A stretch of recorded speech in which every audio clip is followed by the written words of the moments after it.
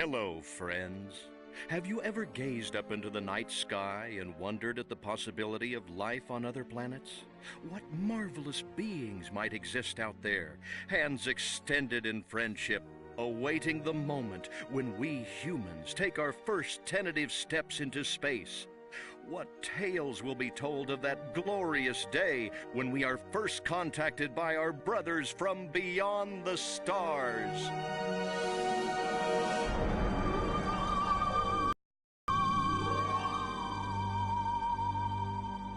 Five. All systems go, General. 4.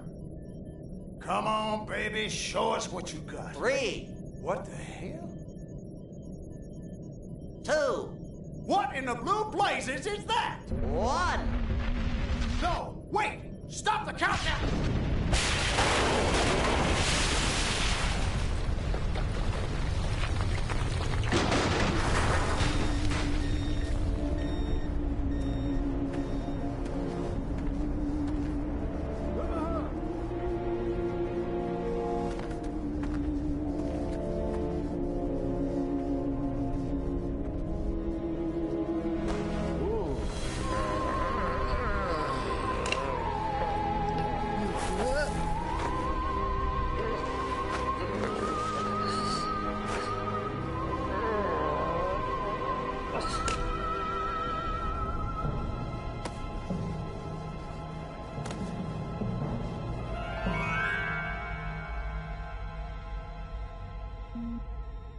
Incompetent fool. I should never have sent you.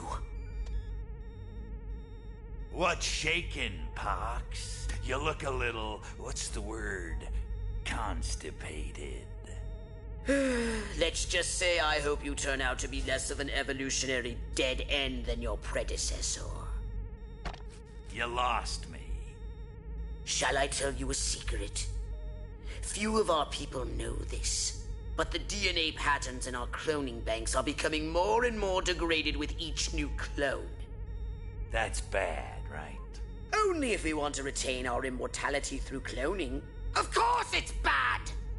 I sent Crypto-136 in search of a planet we visited many eons ago. A planet seeded with pure Furon DNA. But I lost contact. Let me get this straight. You sent me, him, Crypto-136, to a hostile planet, and he's disappeared. Maybe captured, maybe even being tortured as we speak. Well, I wouldn't jump to any conclusion. I bet you wouldn't. Let me tell you something, Pox. You're a smart cookie. But there's a time for thought, and there's a time for action. And this is one of those times. Which? The second one. Perhaps you're right, 137. Course I'm right. You kidding me? A cryptosporidium captured by a bunch of monkeys? We gotta go in. We gotta crack some craniums. We gotta rescue me. Him, he's gotta rescue me. I gotta... Brains, man. When do I get to blow things up? Patience, Crypto, patience. I take your point. Prepare the mothership. That's what I'm talking about. So, what's the name of this crummy planet? Our destination. The planet Earth.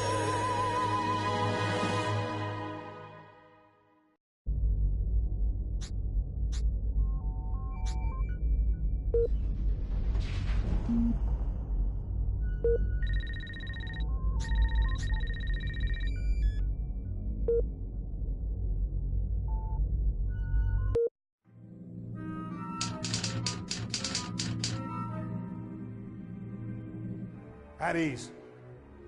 I want to keep this briefing brief. Time is a luxury we do not have. The bombers are awaiting our word. The president is on hold and my car is double parked outside. Direct cable communication has been maintained with Washington, but there is no radio at all. Now this much is certain. We have recently acquired new information from Majestic about the imminent threat to mankind. This is the enemy. Take a good look, gentlemen. They hail from the planet Gorta in the Proxima Centauri system and call themselves Furons. Notice their oversized craniums and small status, but don't be fooled. They are mean, calculating, and ruthless. Here's some of what we do know. They use psychokinesis, and their ability to read minds is in proportion to their head size. They do not sleep and have a total disdain for humans. Think of us like cattle. They have 4 fingers on each hand, and they all have the same size feet.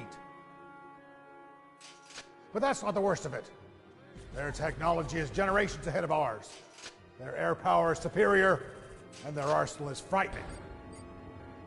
From this ultra-high altitude infrared radioactive image, we can tell that the alien spacecrafts are heading for the cities of Santa Modesta, Rockwell, Uniontown, Capital City, and Area 42. In summary, we're being invaded. More disturbing evidence has emerged. We believe that several corporations have been aiding the Furons. THQ and Pandemic Studios are in bed with the enemy. Roll the film.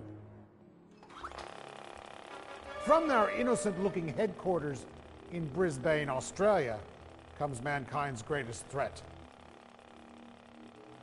Using advanced technology known as a computer, they have developed an alien training aid. We believe they have been consorting with the Furons under our very noses for a number of years. What you are about to see are the traitors to mankind. Who told you about the Furons? Well, you know, they're fictional. They're something that we made up. Don't know where you heard about them. Crypto, he's a crazy little alien. In the game, you get to play one of the aliens called Crypto Spiridium, and Crypto is the 136th clone of his line. The Furons have figured out how to clone people, and as a result, their race is dying. You know, certainly it's very handy for them to get their hands on our DNA. You know, I know their gene pool's depleted, and a long time ago they put some of their DNA and mixed it with ours. But you know, it's just a game, right? He's looking for brain stems. Brain stems that've got ancient Furon DNA in them. They need it to reinvigorate them, their own DNA pool. Doesn't make sense to me. I don't understand, but he's always out there, grabbing brains, human brains.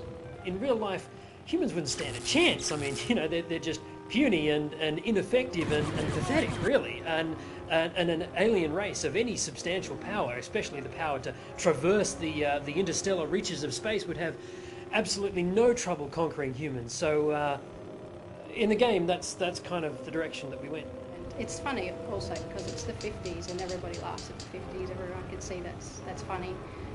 But when you can go into that environment and mess with it as an alien, it's quite hilarious.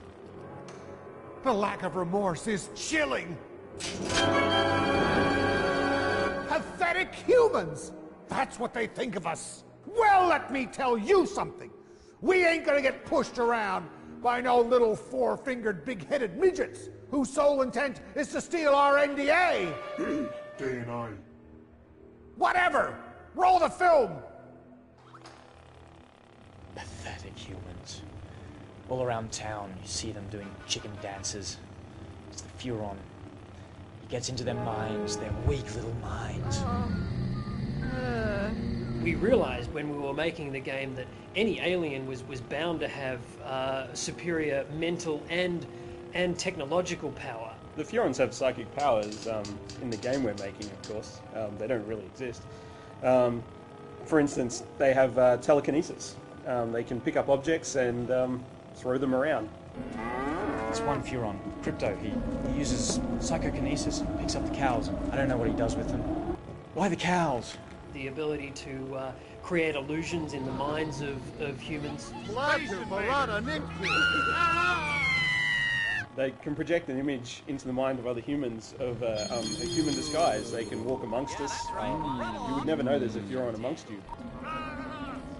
Yeah, they have psychic abilities. You know, they can read minds and hypnotize people, and even an anal probe, which is kind of uncomfortable to talk about. That's not all. It gets worse. Guns, tanks, bombs. They're like toys against them. This is what we're up against. Roll the film.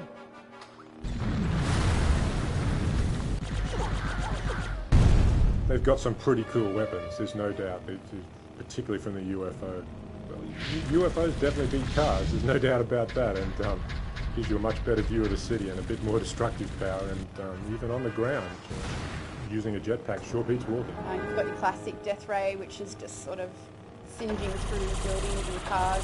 Those cars can be picked up with the PK ability and set fires alight elsewhere. Then you've got your quantum deconstructor, like the all-out, the amazing weapon. It's the one that I guess you're not going to get many of in the game, and that's just going to blow everything to bits, basically. You can go down in third-person mode and get right up close to objects and people and environments, and you get these really nice high-res, detailed-looking areas, and then you can get up in your ship and just blow everything to bits, and all these massive effects and particles are just rendering at that time, and really that's quite an achievement in itself, to be able to have almost like two types of games in the one game. The physics engine we use is called the Havoc engine, and it takes the realism of the game to another level. It really allows you to manipulate people in different ways and throw cars around and have car doors fly open and bits of cars go flying off. The aliens have vastly superior technology, and there's no way that you're going to stop them. I mean, you have to warn people. I mean, you have to bring down the government to stop these things.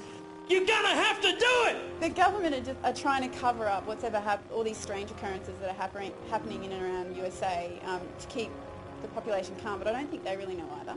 The G-Men are purely fictitious characters we created for our game. The secret organisation they work for, completely made up. None of it's real.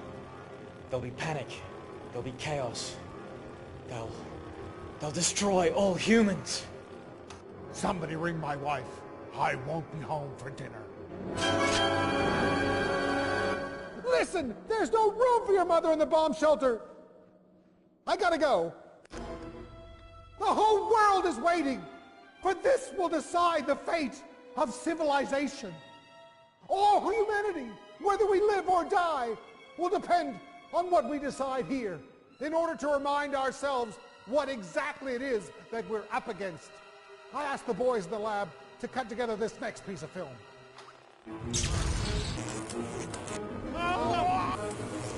The coolest thing about the game is that you can take the form of an alien and run amok in human society.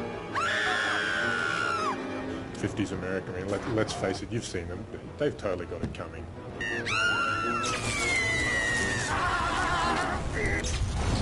The best thing about the game is it's different. Oh, I just love being able to play the alien for once, and the bad guy becomes the good guy.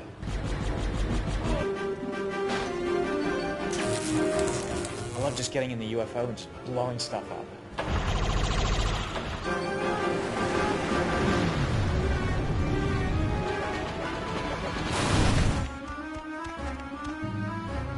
It's funny to mess with people's heads. In this game it becomes a reality, and it's heaps of fun.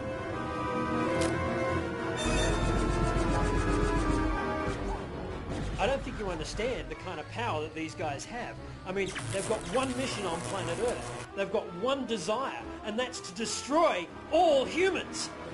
This is no game, gentlemen. This is mankind's darkest hour.